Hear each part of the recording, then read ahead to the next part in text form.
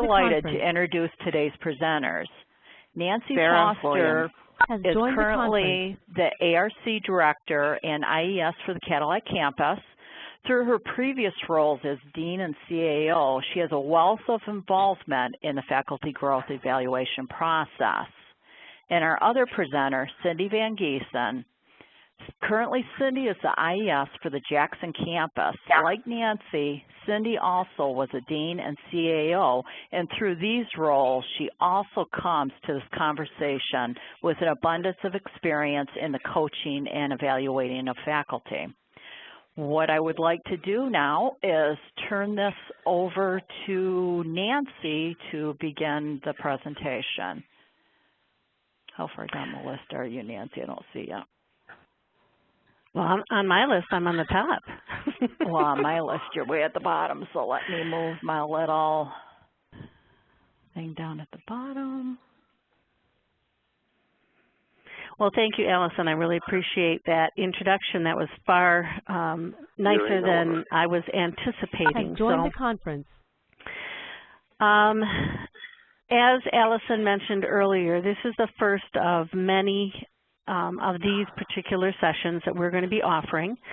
And today's session will probably be a bit more of a review than you'll see in the future sessions. However, we did want to give you kind of an overview of what exactly we're anticipating these sessions to do for all of you. So, all right. Thank you, Allison. And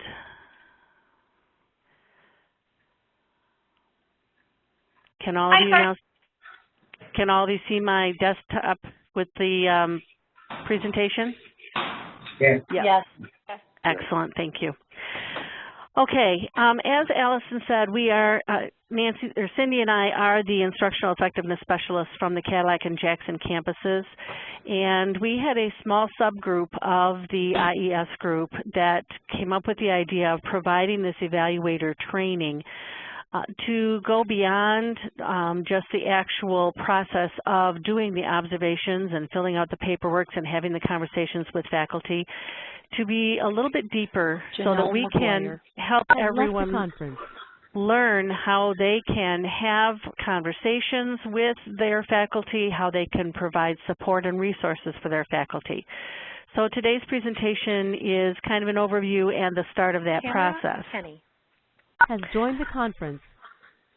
In our evaluator training that most of us went through, we did learn a lot about observation and evaluation. And one of the quotes that we had that Cindy and I thought was very important is that using formal observation protocols can assess instruction and identify what kind of professional development a faculty member needs to improve his or her teaching. And we felt that that was an important quote to start out this session because we wanted everyone to remember what this process is all about. It's identifying what's happening in the classroom so that when we have what some of us like to call master teachers, those that are really doing a great job, we can identify those that we can then refer other faculty to them. Additionally, if there is some support or some tools that we can offer an instructor, that's the other real process, or real outcome of this process. So in today's session, Janelle has joined the conference. Our objectives are, we are going to concentrate on the Blackboard professional standards, what the components are, what the benefits are. We also want to talk a little bit about the observation form and what is in that observation form that refers to the Blackboard learning management system. We want to talk about consistent language. Baker College has gone through a real change and a real paradigm shift as far as what does the online and the on-ground courses, what do they look like, and where, when we mesh them together or mash them together, which is a common term, what is that called? And we want to talk a little bit about that as well.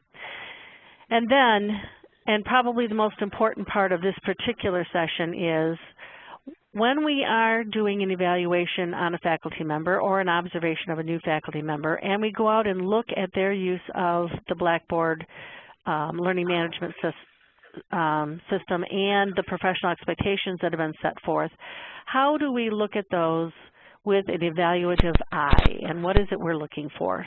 So those are some of our learning objectives. Liz Garman has left the conference. Additionally, we want to help you identify where there will be links and opportunities for other Blackboard resources and or training. We're going to talk a little bit about that. We want to touch just briefly on the electronic forms that are now available for the faculty growth and evaluation process. And you'll all be hearing more from your IES or other officials on your campuses about those e-forms. And then pass the baton, if you will, on to the upcoming training sessions that will be happening for evaluations and eventually for faculty. As most of you know, each campus is going to have a group of Blackboard champions that will receive monthly training as part of a Blackboard professional learning community. This is in an effort to take the information, especially new information or information on additional tools and resources within Blackboard, and get that information out into the campuses. So that monthly training that your Blackboard champions will be receiving will be something that they can then share with the faculty and with you, the evaluators. So be looking ahead and keeping your ears open for your Blackboard champions on your campus, bringing that information to the campuses as additional resources and support is forthcoming. Also, the IES on each campus will be offering training on the new electronic forms for the faculty growth and evaluation process. This group has worked tirelessly on this particular project with a special nod to Jasmine Dean from the Muskegon campus, who's done a lot of work on those forms. And they've been created to streamline the process and, probably more importantly, to provide the opportunity for us to gather data on opportunities for professional development so that we can support our faculty. So you'll be hearing more about that on your campuses as well. All of the sessions that are scheduled for this particular group throughout the academic year have been created to provide information and support for the faculty growth and evaluation process. The topics that we're going to be offering have been chosen for the express purpose of increasing the value of those conversations that happen as a result of the classroom observation and to impact the quality teaching and learning in our classrooms. So, to that end, Cindy has introduced this particular video to many of us, and some of you I'm sure have seen it before, but I've seen it multiple times. And when Cindy and I were putting this presentation together, I told her that every time I see it, I learn a little bit more, but probably more importantly than that, it motivates me even more to make sure that I'm doing everything I can to reach our learners that we have in our classrooms. So please enjoy this has joined video. The conference. Very soon I will be your student, but I will not always sit in your classroom. I will not take out a pencil or open a textbook.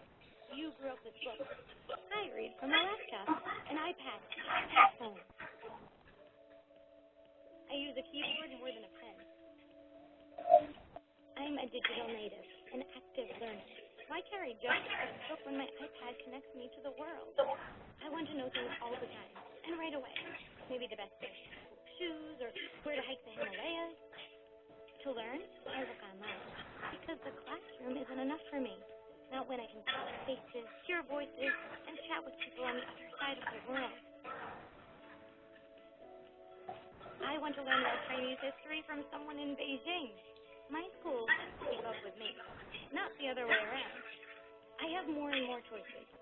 When you were my age, no one had heard of a charter school. No one could imagine a virtual school. But it's projected that by 2019, half of all high school courses will take place online. I use mobile devices to connect with friends, classmates, and teachers. And when I'm more connected, I'm more interested. I don't buy music at a store or movies or books. I get them instantly online. And when they excite me, I share with friends. That's how I want my education to be. I need a degree even more than my parents. I know it, and so do my friends. But will I be prepared?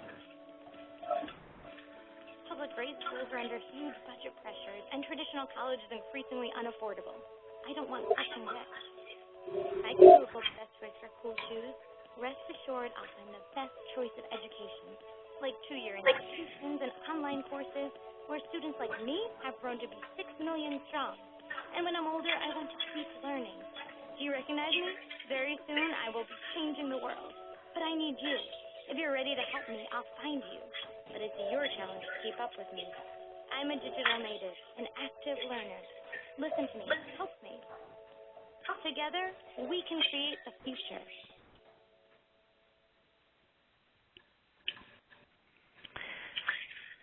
This is probably a good time to share with all of you that Cindy and I are more than willing to make both this PowerPoint and the resources that we have within it available to you. I've shown this particular video on campus several times now, and as I said, I think that it re-energizes me as to why this Blackboard initiative, why these professional standards are so incredibly important to our learners that we have coming into the classroom now. So by virtue of receiving this presentation, if you would like to do so, you will get the link to that video as well. So I am sure that many of you have heard the question in the last week or so, why are we requiring Blackboard in face-to-face classes? And through this presentation, we're hoping to give you some resources that you can use with your faculty to help explain the answers to those particular questions. And the video that we just showed is a great opportunity to provide those kinds of answers because our students are tech savvy. They are not going to be content with a straight lecture. They no longer look as instructors as being the master distributor of information. However, what they're looking for is information at their fingertips, the swipe of their phone, their tablet. And the fact that they have the ability to search whenever they want empowers them to learn in new and better ways. So, it is the position of Baker College and our academic team that instructors now use Blackboard to provide those types of opportunities within a face-to-face classroom. I think it's also very important to remind instructors that this particular initiative came from a voice of the customer when we surveyed both students and faculty throughout the system, and that the particular professional standards that you see on the left-hand side of the slide were a result of that research. So this is not something that any one person or small group decided should be done. It was something that came from the voice of the customer.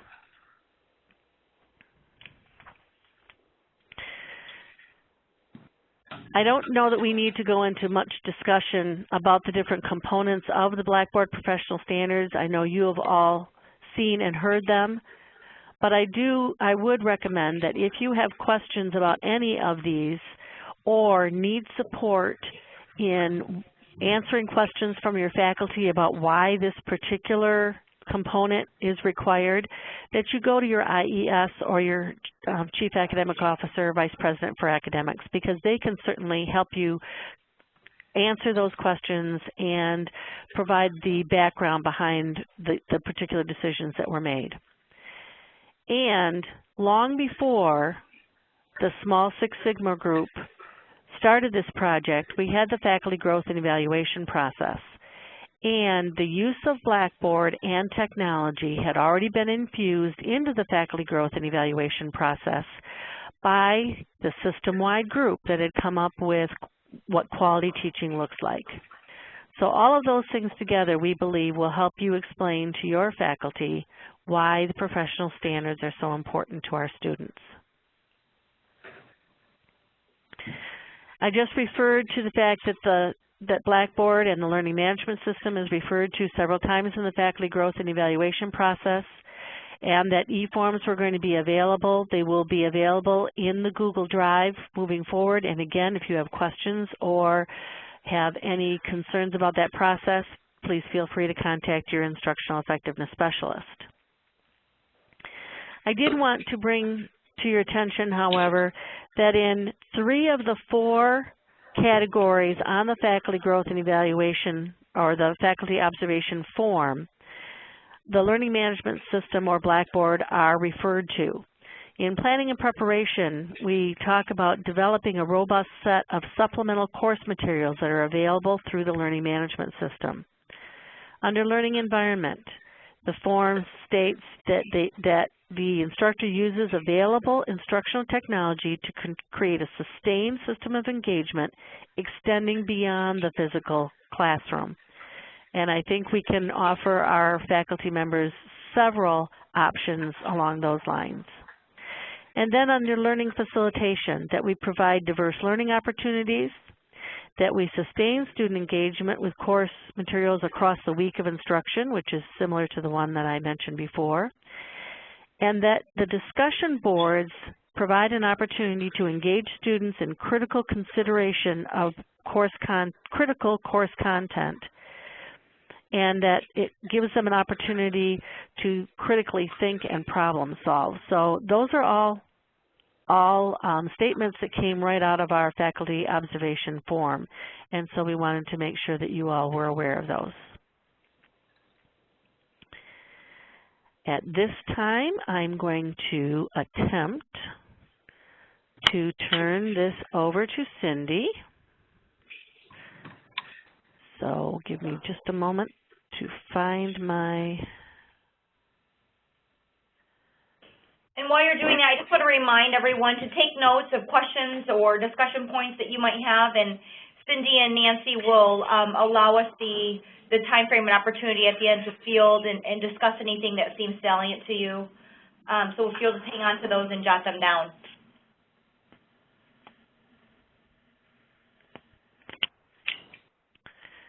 Okay.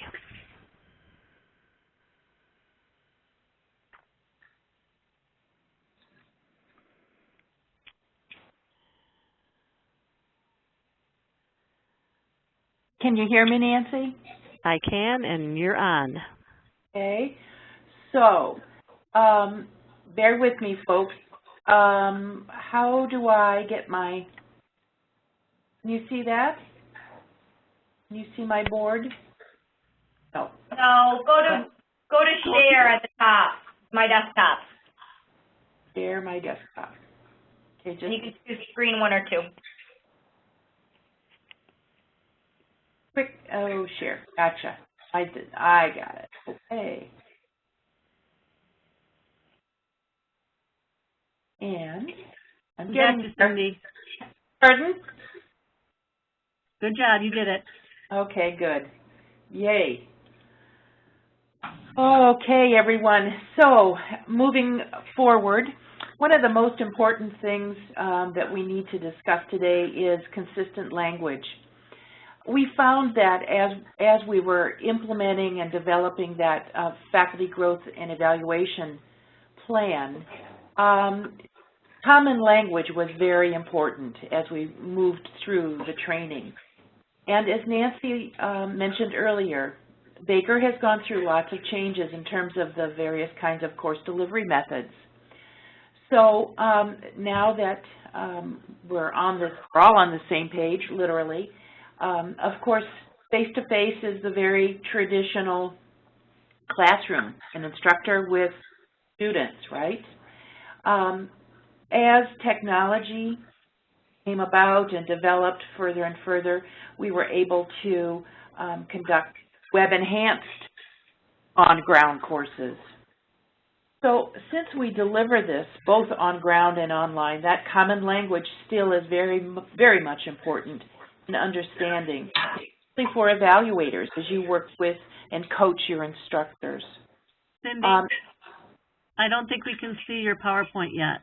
Really? For your presentation. Okay, do I need to... We're just seeing your background.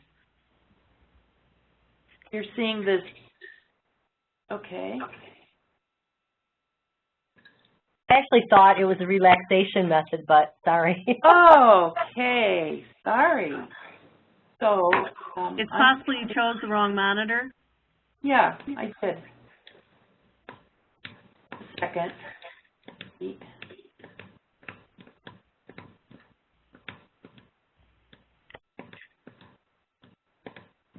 So, how do I share that, or make sure that I'm sharing the right monitor? Oh, there.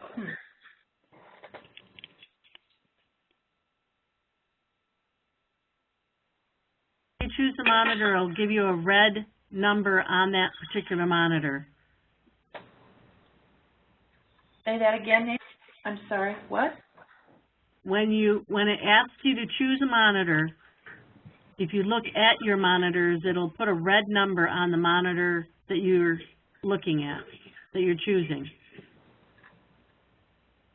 Is your presentation on the left or the right? It's on the left. Then probably monitor 1. Well, that's what I selected. Then try monitor 2. Okay, but I can't, where do I even go? Why don't you grab and drag it over to your other computer monitor? Okay. See if you can do that.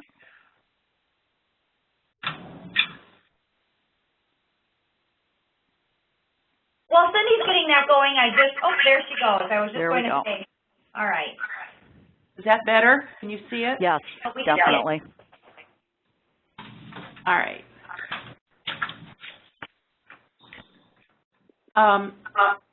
All right, so where was I?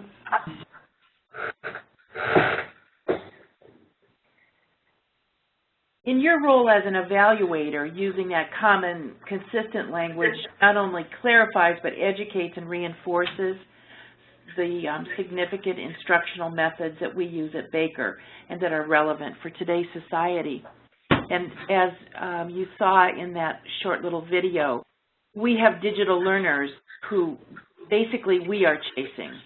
So the importance of shifting the classroom instruction using the most engaging learner-centered instructional techniques is certainly going to engage and continue to intrigue students to begin to build that community of inquiry and community of learners. So the more that we can look at all of the facets that are available in terms of our education service to students is really, really important these days. So the web-enhanced delivery obviously is that delivery method where a virtual component has been added to that classroom, and it augments the learning experience. This method could include certainly videos and audio files, other media secured from the internet. And it could also incorporate a learning management system such as Blackboard. We've offered web-enhanced classes for many years at Baker and encouraged instructors, depending on their expertise and development, to use the learning management system and those other kinds of engagements to continue that learning process for students. One big change that is occurring, and I want just to touch base on this very quickly, hybrid classes were introduced at Baker in the early part of this century. Ooh, that sounds old, doesn't it? But hybrid courses typically did use the learning management system with classes structured as a 1 week on ground, 1 week online. An important change, though, is coming, and hybrid will no longer be used as any kind of a label for our courses. And indeed, as the technologies for asynchronous learning developed and advanced over the years, our online college honed asynchronous course delivery, a highly successful and a significant instructional delivery method. Additionally, demand for just-in-time, anytime, anywhere learning is that prevalent trend today. So the definition of an asynchronous course is to deliver instruction without the restriction of time, and it's designed to be delivered through a learning management system like Blackboard. Asynchronous communication occurs through email, discussion boards, blogs, just to name a few. Yet another delivery method that Baker offers, perhaps on a lesser scale but just as effective, uses video conferencing and point-to-point instructional delivery. This delivery method is typically considered synchronous, that is, communication in real time. Now, with the evolution of the Web 2.0 tools, mobile devices, and an explosion of web applications, a new delivery distinction has emerged. Blended learning offers a broader delivery method and the promise of wider engagement and enrichment with audiences around the world. So for our purpose today, blended learning is defined as learning that takes place in a combination of delivery modes where students participate both face-to-face and online classroom experiences. Courses are specifically developed with appropriate learning activities linked to the method of delivery for the most effective use of time.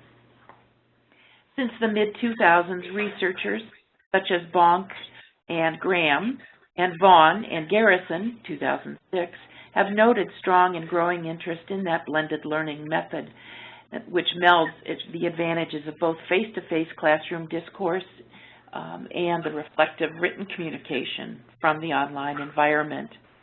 In addition, the advantages for designing blended learning environments that promote critical thinking through a community of inquiry has taken hold in higher ed across the country. In the very near future, specific training will be offered to your faculty who want to engage in this delivery method. So more to come regarding blended learning. For now, as an evaluator, assisting in developing common, consistent language will help pave this new path. So, if you happen, and some of you may have already done this, if you've happened to go in and look at some of your faculty's Blackboard sites, you may recognize this sort of common issue. Consistency is also important as an evaluator reviews those courses. Here's a common oversight that I've noticed. I don't know if you can read this real well, but this was a welcome message posted May 8th, 2012. What? 2012?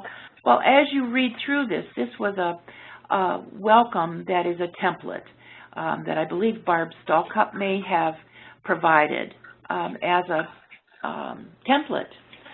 And unfortunately, this particular instructor that I was looking at didn't bother to remove this from her welcome page, so, which is the highlighted recommendation here. So, what do you think about this?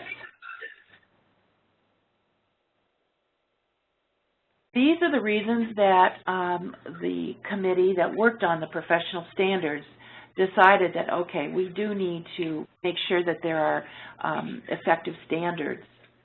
Blackboard professional expectations lay the groundwork for that effective communication with students, whether they're on ground or online. In your role as an evaluator, knowing what to look for as you review an instructor's Blackboard class, and knowing how to coach for improvements during a faculty observation or evaluation process are two very important steps for continuous improvement. So, do you think this reflects quality by leaving this kind of a message out there? It's confusing to students, sure. So these are... Cindy, I think... Yes? Oh, I'm sorry. I thought you were asking the question.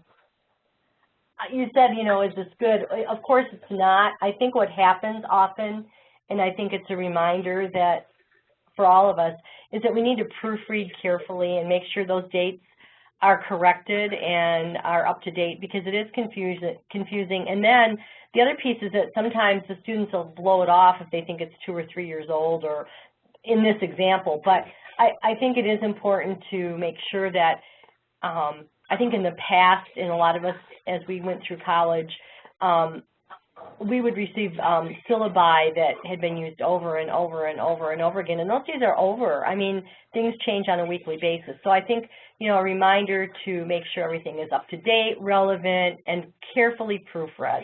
And we all can make the mistake of a date. That can happen, but just really reminding everyone that that is a reflection of how well prepared we are. Absolutely, Carol. Thank you for that. And this is why I shared this example. It is truly a common example from what I've seen. So, you know, for evaluators, it's just one of those important things to kind of think about. And, you know, if you don't see this, if you see that your instructor is doing the correct approach or taking the correct approach, that's also important to recognize. So as we move toward a stronger integration of technology and instruction, it's important that evaluators be well-versed in the professional expectations and to provide effective feedback that leads to improved communication. That's really the bottom line. We want to be able to keep or extend the classroom walls out to our students and keep them engaged and connected with their instructor and their peers. Okay, so again, the IESs have come up with topics that we hope will help you as an evaluator address some of those common issues, and will, you know, get the quality, maintain that quality that we're looking for. Also, making faculty aware of the nuances within managing their Blackboard class, and in using the resources such as rubrics that we'll provide and various kinds of quick just-in-time training sessions should also help with that consistency issue. Okay, so moving ahead, Nancy mentioned that the use of technology is reinforced in 3 out of the 4 areas of professional service. There are a number of resources that we're going to provide to all of you in terms of best practices, making sure ground rules are set up, behavioral guidelines, all of those sorts of things. As an evaluator, you'll want to look at and reinforce as you see. Of course, you may need to upgrade your skills as well, and so rest assured that training will be provided in specific topics throughout the year. We'll provide more of these webinars, some face-to-face sessions, practice, perhaps auditing the Blackboard class. So very shortly, each campus also will have a Blackboard exemplar course. And this exemplar course was first started on the Jackson campus. We launched it just this fall. But we're going to share the template for the other campuses so that you indeed can use it as a training piece as well. There's a virtual tour that walks instructors through some of the major features, especially, you know, if you have a new instructor that's a little unsteady. So hopefully that will help. And it can provide a good basis for just taking a look at what's effective. We also have some rubrics that have created by a number of folks, Dustin and some of the folks from the online that we will be using and making available to all of you.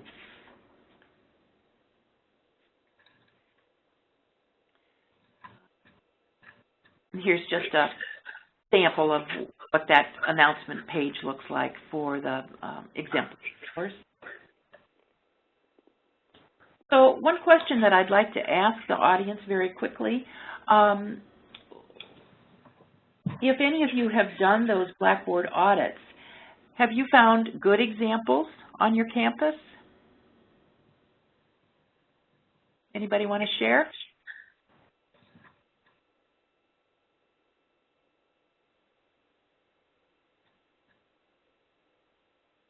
Okay, well, I can tell you that one. I think I will. Okay, good. Who's this?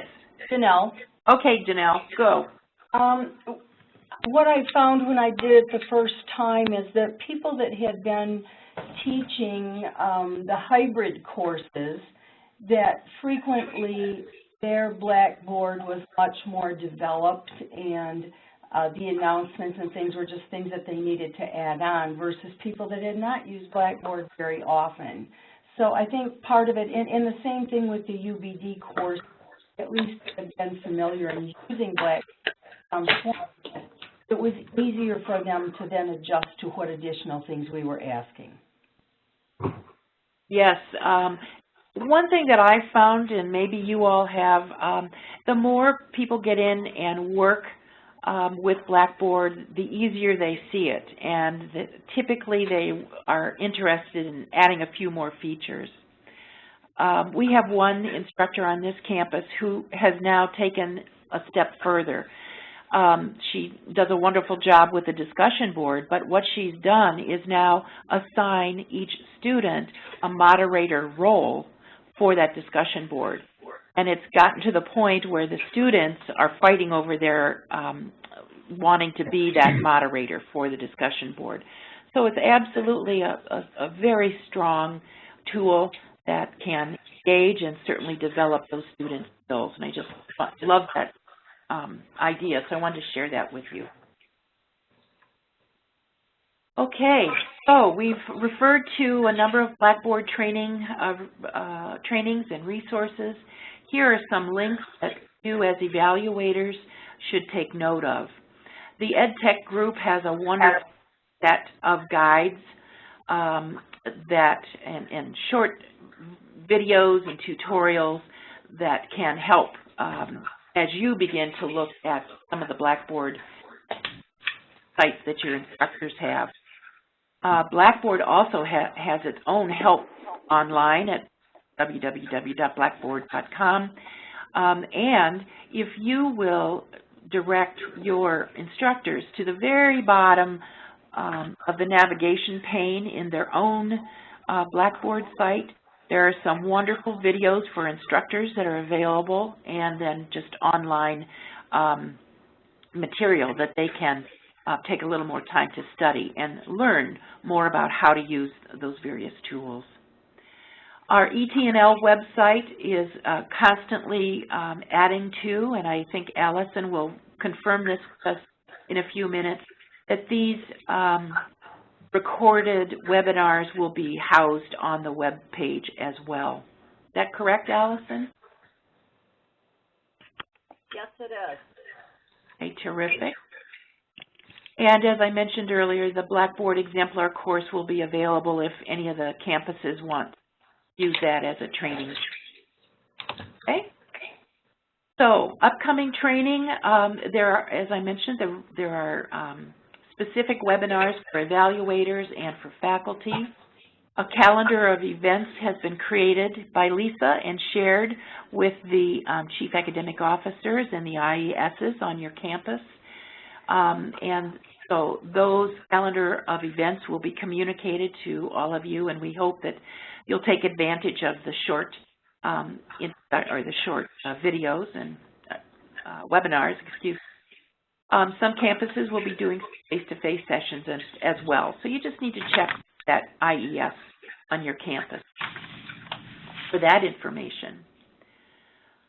In summary, we've very quickly reviewed some of the compliance and effectiveness that evaluators need to pay attention to, learn more about in terms of those professional standards. We will be offering e-form training for classroom visits, and we're looking forward to hearing more from all of you about how effective those forms worked when you're in the classroom. We've urged you all to convey consistent language. We've referred you to the Blackboard resources and communicated those upcoming training sessions. So as you now sort of ponder about some questions you might have, take a look at this. We will entertain those questions now.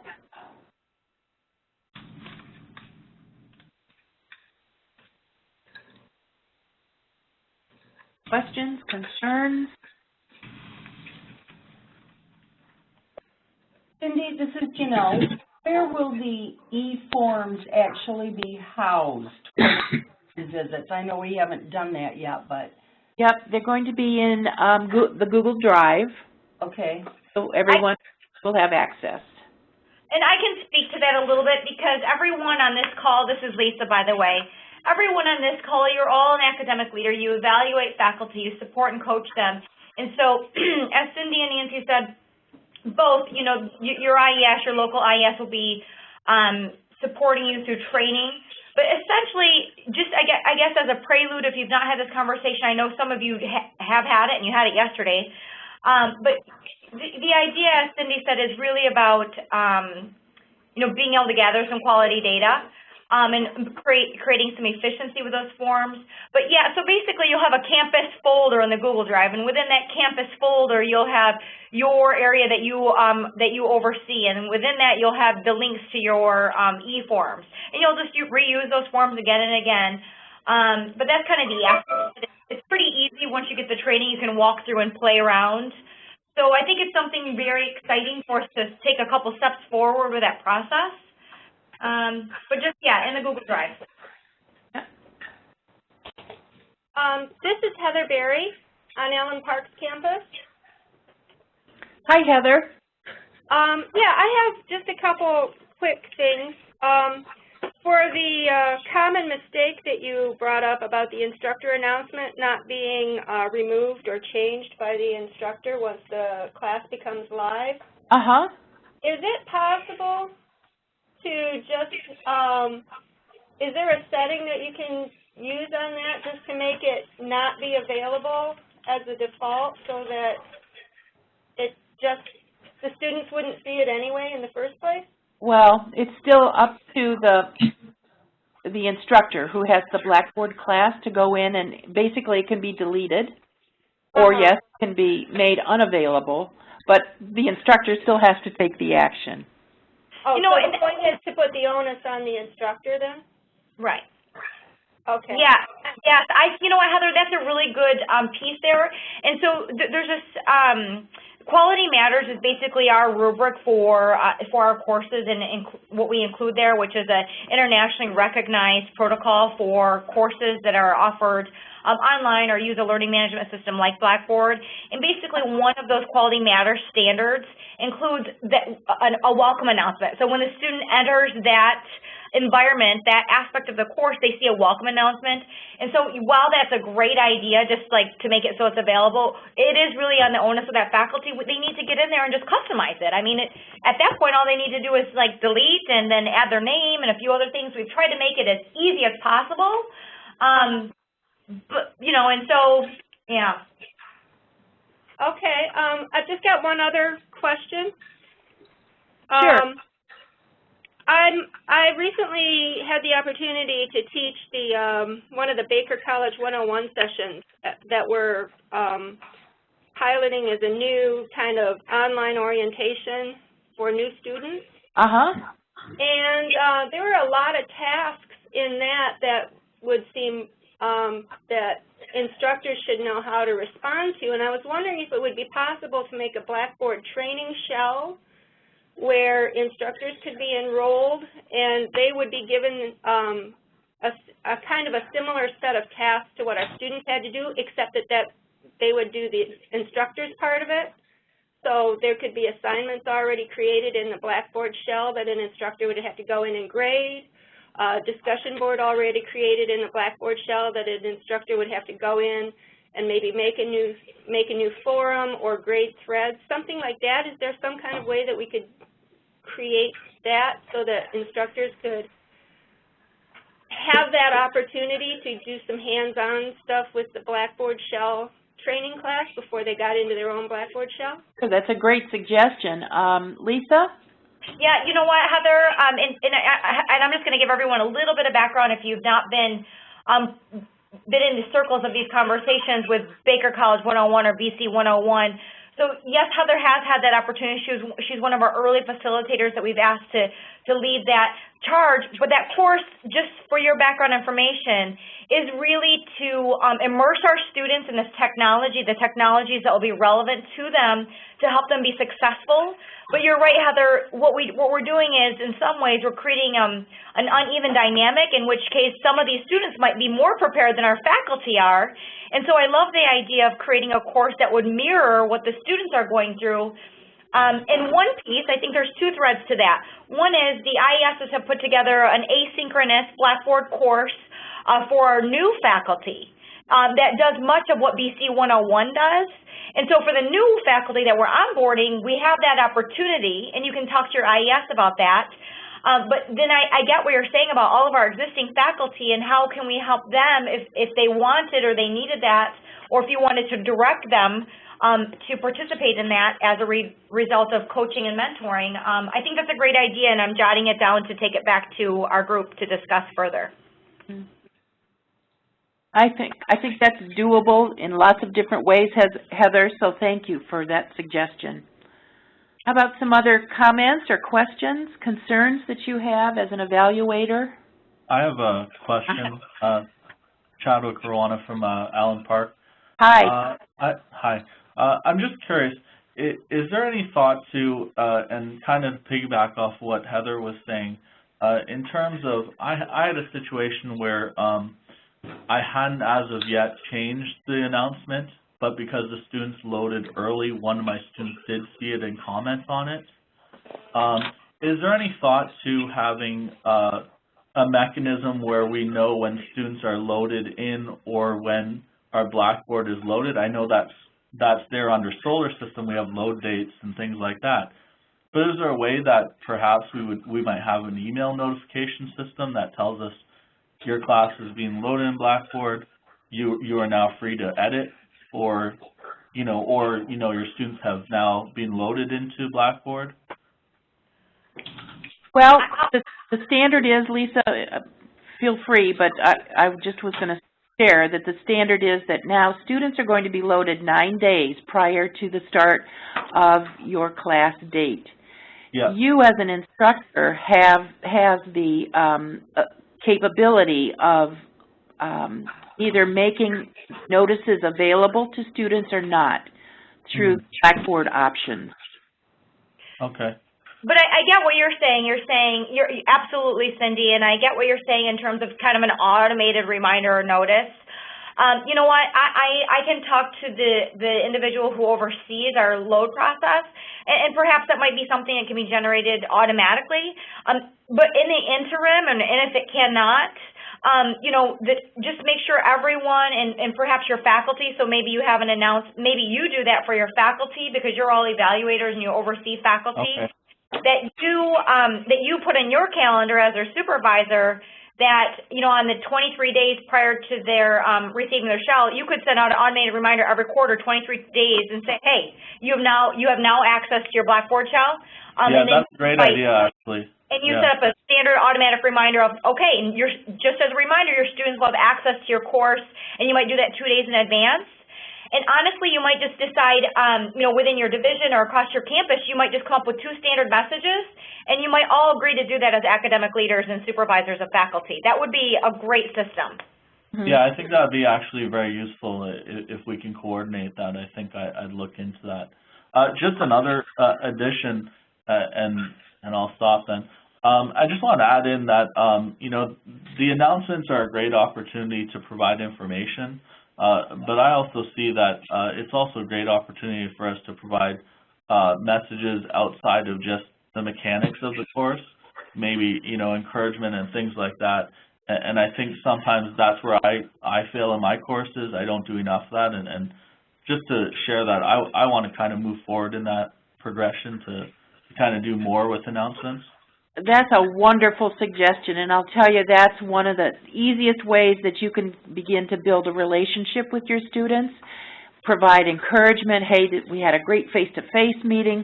Let's continue the discussion in the discussion board. I'll post a question, whatever. Yeah, that's a great outreach mechanism. Thank you for sharing that. Thank you. Lisa? Hi. Oh, I'm good. This is Sarah Williams from Allen Park. It seems like Allen Park has the floor here. a little bit more information, please, on the hybrid classes as opposed to the blended learning. In the past, we've had hybrid classes generated on our discipline list. So when is it that we're going to remove the hybrid class off, and do we actually replace it with the word blended learning?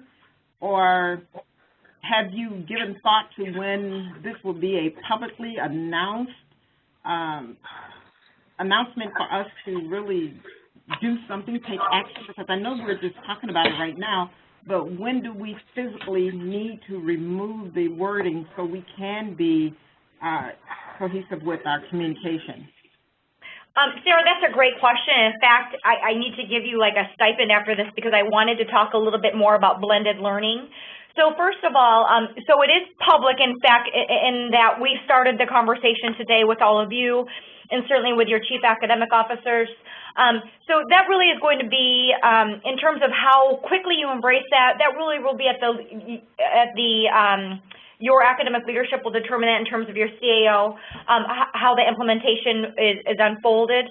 But really, we will progress our conversation as we move through this academic year.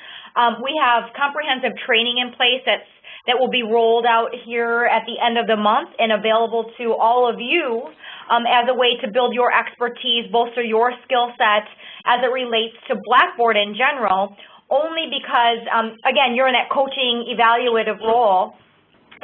In terms of the sections and identifying them and what that looks like, it is a little complicated because we're moving and migrating towards Genzabar. And so actually our sections, the way we offer courses, all of that will be changing over the next year. And so I think that we'll probably make those changes in alignment with with our migration into Genzabar rather than make the change and then have to make the change again in another quarter.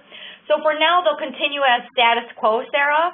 However, there will be a lot more information coming in terms of how we're defining blended learning and the process to convert a course to blended learning, and you know, how is that an incentive for faculty. And I'll just give you one little example.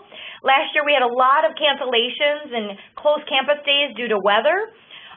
This winter we're really committed to not doing that, and we're trying to I think the concept of blended is one way to do that. Using Blackboard is one way to do that. So, for example, on January 17th, if we have a snowstorm and the Allen Park campus is canceled, the expectation really would be then your faculty could continue to engage their students asynchronously via Blackboard versus trying to make up that class face-to-face. So there's a lot of pieces to it, Sarah, but just to very specifically respond to your question again, we're not going to be changing anything on the class list quite yet in terms of terminology, but it will be coming over the course of this academic year. All right, thank you.